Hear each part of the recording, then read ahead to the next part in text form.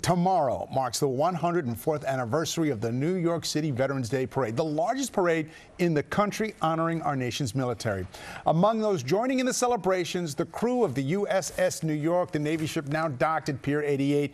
And on board that ship right now, Eyewitness News reporter NJ Burkett, a sailor in his own right. NJ.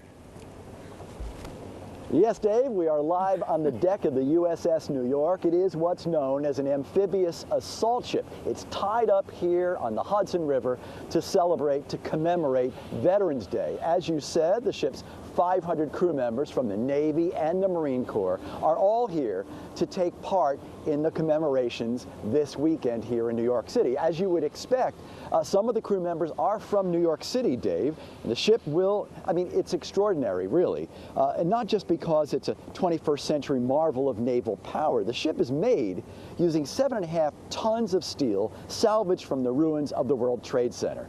In fact, there are reminders of 9/11 everywhere you turn on board the ship. Yes, it is the centerpiece of the weekend's commemorations that will culminate with the annual Veterans Day Parade through Midtown Manhattan. Thousands expected to line the parade route, as always, to honor the brave Americans who serve and have served in the nation's armed services. City officials have been clear about this, Dave. There are no specific credible threats against the city at the moment, although security is being ramped up this weekend as a precaution.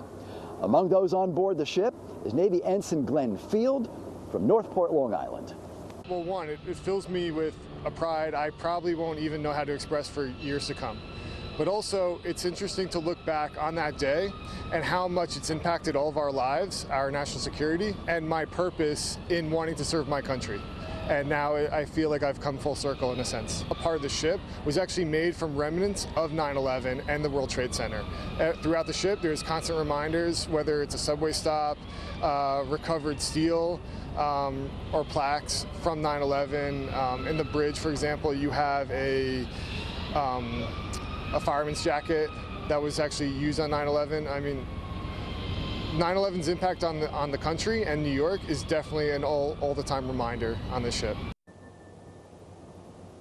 And the question many viewers may be asking, can the public get on board the ship? Well, the answer is yes. The ship will be open to the public from 8 a.m. to 4 p.m. on Sunday. Again, as Dave said a moment ago, Pier 88 on the Hudson River.